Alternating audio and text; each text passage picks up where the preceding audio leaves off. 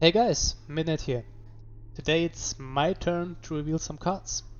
I've got 3 cards of 3 different rarities with some unique and interesting effects for you. And well, you're probably not here to hear me babble, so I won't build up any more tension and we will just go ahead and take a look at the first card. Execution Force. This is really interesting. I was quite excited when I first saw this. It's a 2 energy rare tactic. Choose a troop in the enemy deck. So you will be shown 3 randomly selected troops which are on the enemy's deck and will have to choose one from it. When it is put in play, so it doesn't mean it has to be from hand, so if it is pulled by Desperate Defense for example, it will also be affected. Deal 10 damage to it, so anything which doesn't have Survivor, Shield or over 10 health will just die. So I wasn't able to clarify it with Everguild in time, but how I suppose this works is that you choose a troop, let's say the World Eater Speeder. Your opponent doesn't know which troop you choose, and there also shouldn't be a visual indicator on a card when it is in your hand and is marked by Execution Force. I'll try to rephrase the effect for this example so it makes more sense. When your opponent plays a troop with the name Sigillite Speeder, deal 10 damage to it. Because this is how I imagine it would work programming wise in this game. I also don't think that if your opponent plays 2 copies of a card that the game somehow distincts the copies one from another, because as mentioned my guess is that it simply triggers the first time a troop with the name you chose is put in play. I repeat, this is not confirmed, it's just how I think and some would hope the card will work, because this will make it a consistent way to mess around with your opponent. If the card works the way I suppose it does, it will certainly be pretty good. Sure, your opponent will need to play the card you chose and the game might be over without him doing so. Look at this as an insurance, but instead of money you pay 2 energy, which isn't much. You want to choose troops which you know will get you in trouble if they get played and or if they stick on the board. So let's go over some scenarios. As mentioned, the Sigillite Speeder, which is often the finisher in pretty much any World Eater deck. Your opponent decides to not clear your board and go full face because he is certain to have lethal next turn with 4 damage from the speeders he is planning to play.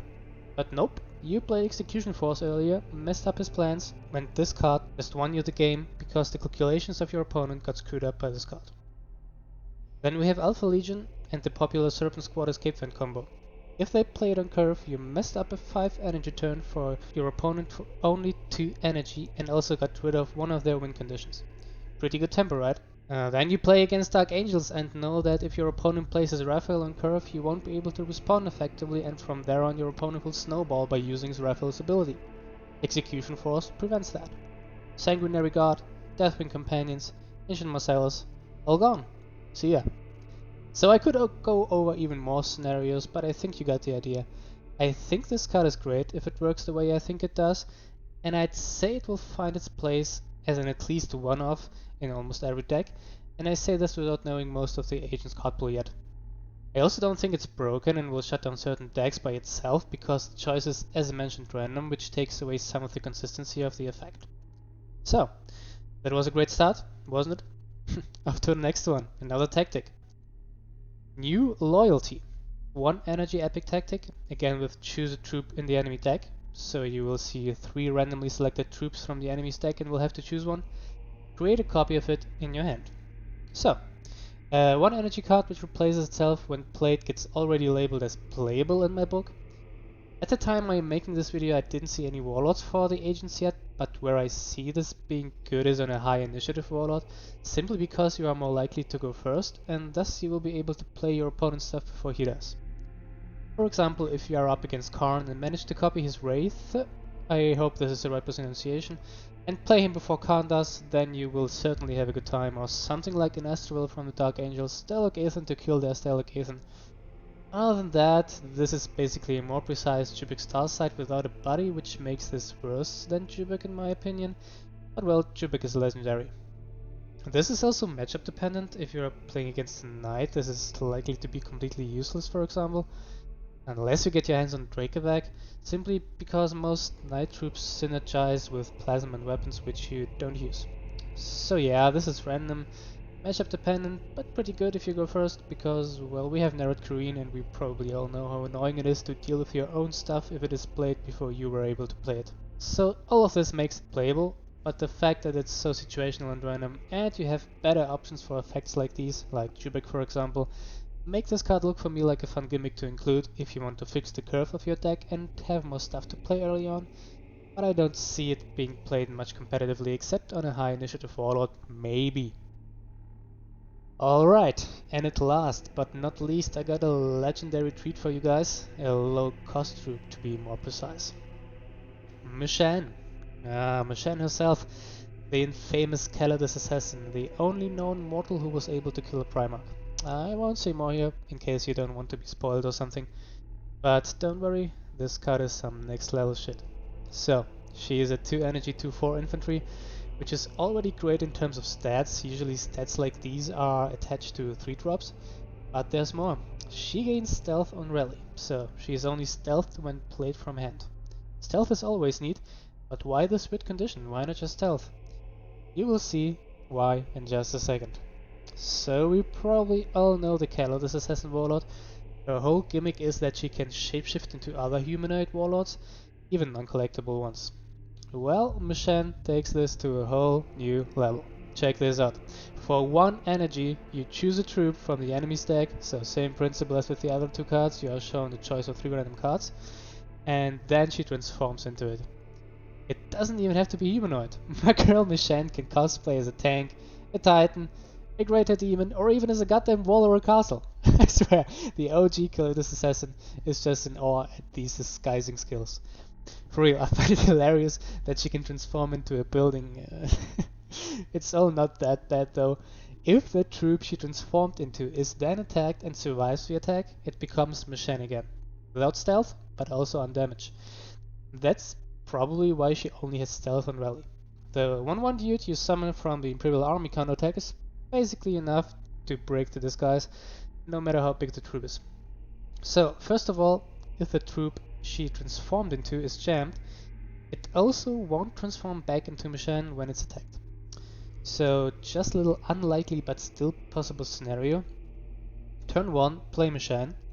Turn 2, transform into a Slayer of Worlds. Jam the Slayer. Congratulations, you have a 15/15 on the board on turn 2.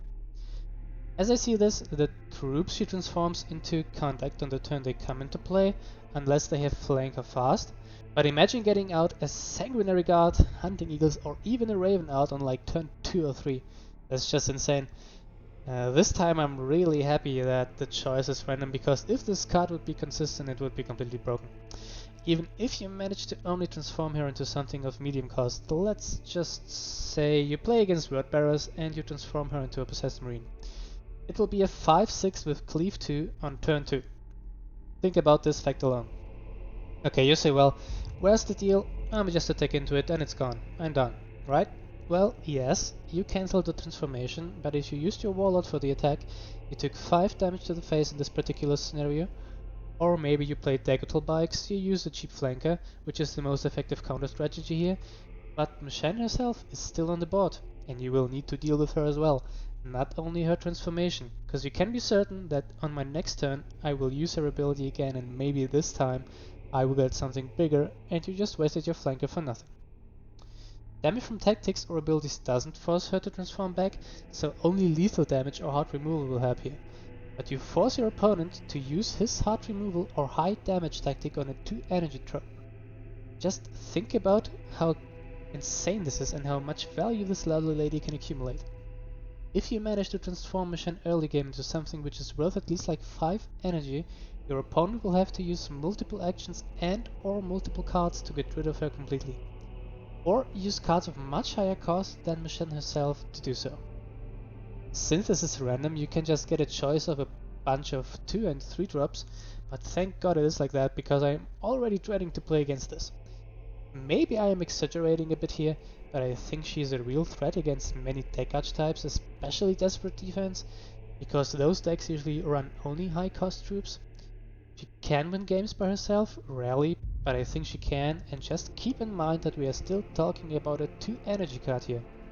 And even if she doesn't win you the game on the spot, it doesn't matter, because as mentioned, the answers required to deal with her completely if she is played early and sticks involve multiple cards, multiple actions, more phase damage than you would usually get from a 2 energy troop, so even if you didn't get something super great from her, your opponent still used up more resources on her than he would have on any other 2-drop in the game, which already gives you an advantage.